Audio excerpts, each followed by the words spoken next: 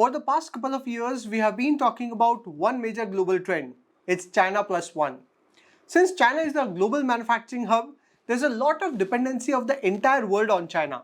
But now, due to multiple reasons, including your Cold War between US and China and what happened during COVID, many global MNCs are looking to reduce their dependency on China.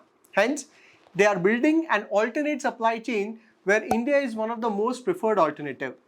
Because if you have to manufacture in India, you need to build supply chain for your procurement, transportation, etc. And that's where today I want to discuss a newly listed company from one of the most reputed business group of our country.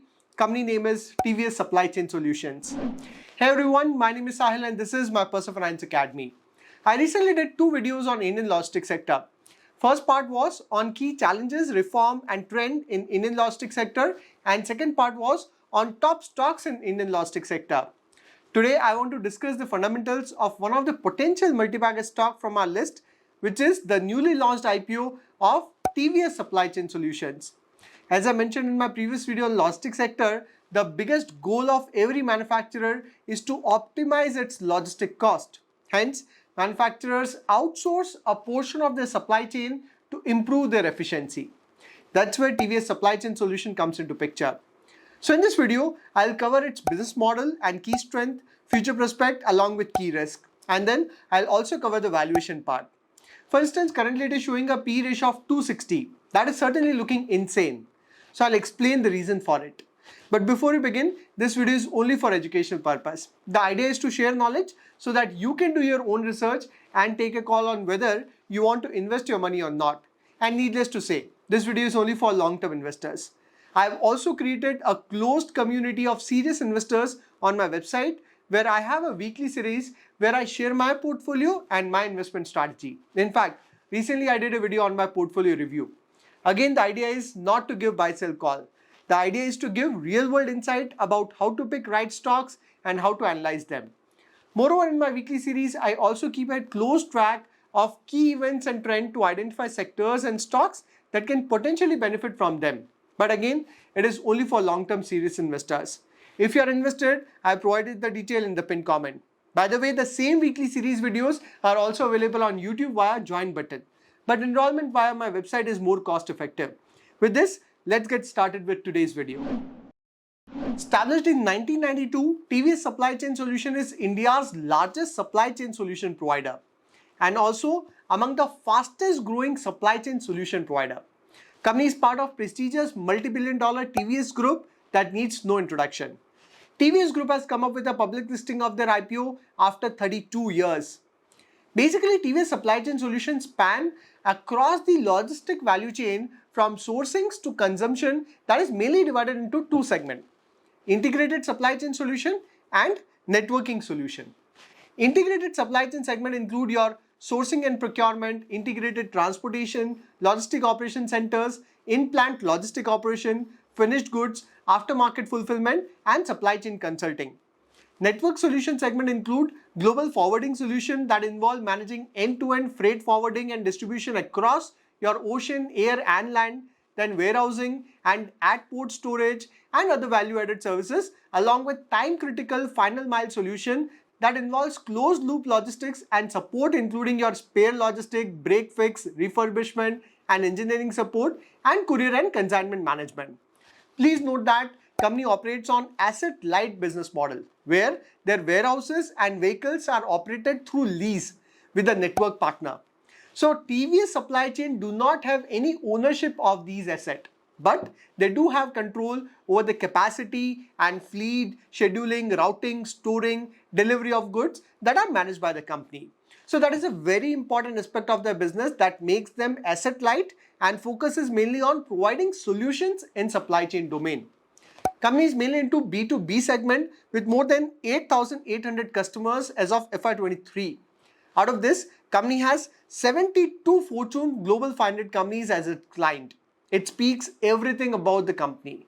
Some of the clients include Sony, Hyundai, then Johnson Control, Hitachi, then Ashok Leyland, TVS Motor, Daimler, then Hero Moto, Yamaha Motor, and so on.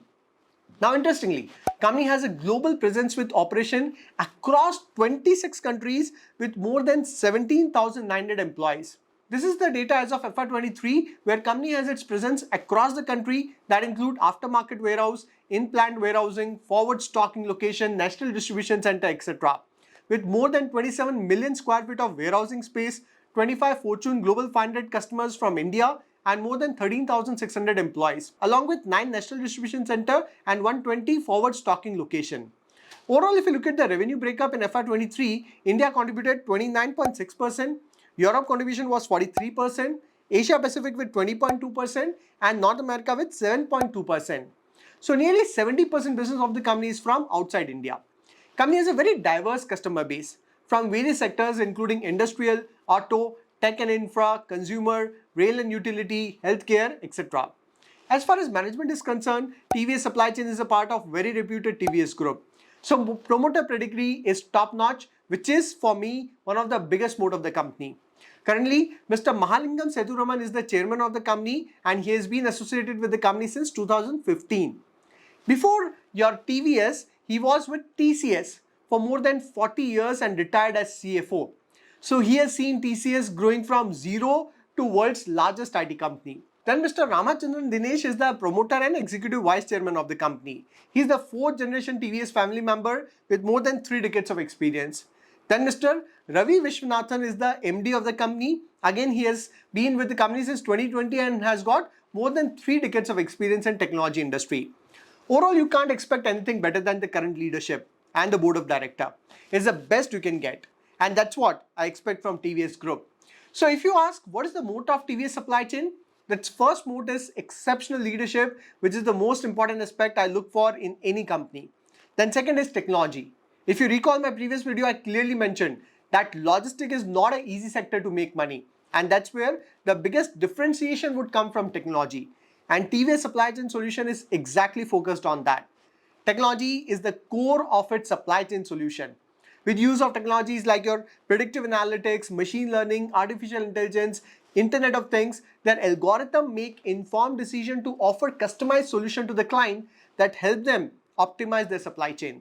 Some of the solutions include your accurate demand forecasting, inventory planning and production, procurement management, network optimization, visibility, and so on.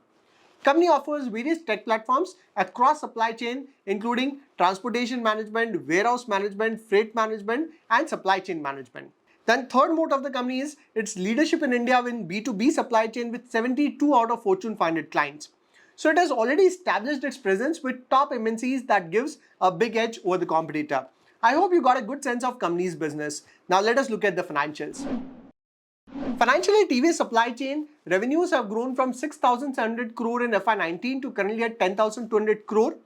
In between, the growth got stagnant due to COVID. Then operational profits were 500 crore, then fell down to 255 crore, but again grown to 694 crore. Again, the fall was due to COVID. Now, if you look at the margins, they are pretty low, currently at 7%. The major reason is because company has made a lot of investment in capability building, including acquisitions. Hence, the expenses are on higher side. Company's leadership has mentioned that the ideal operating margin in this industry is in the range of 10 to 11%. So company expect expansion of margin in the future. And that is the key point that you should keep in mind. If the company's revenue would continue to grow and margins would expand, the operating profit would grow significantly.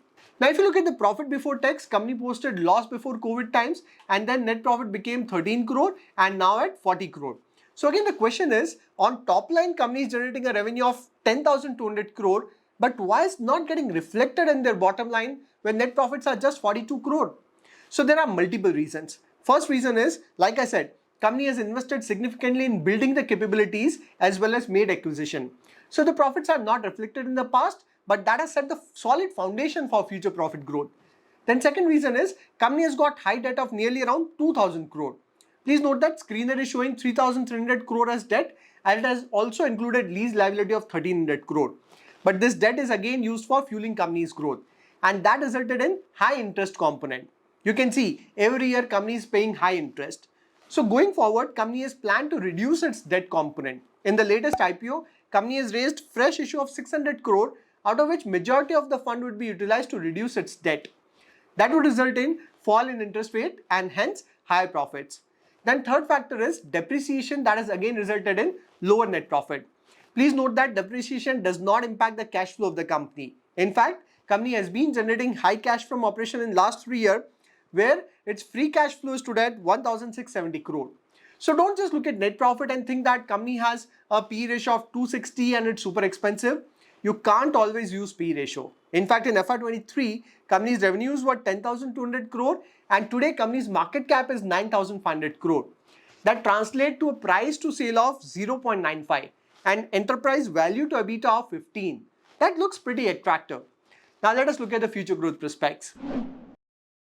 Currently, the logistic industry in India is highly fragmented and inefficient, with logistic cost accounting for 13 to 14% of India's GDP, which is significantly higher than developed countries where this cost is around 8%.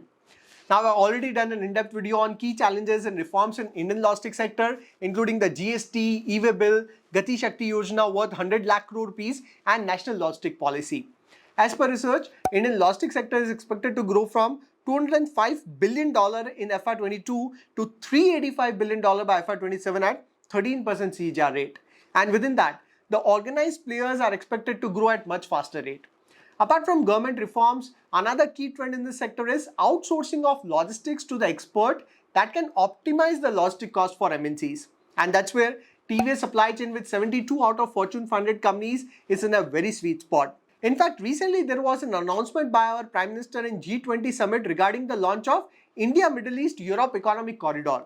Since 70% of the business of TVS Supply Chain comes from outside India, it is again in a very sweet spot. To capture the opportunity, companies following a C3 framework that is centered around customer, capability and country. Companies focused on opportunities that would increase business from existing customer, acquire new customer and acquire new capability, and increase its geographical presence by expanding into new countries.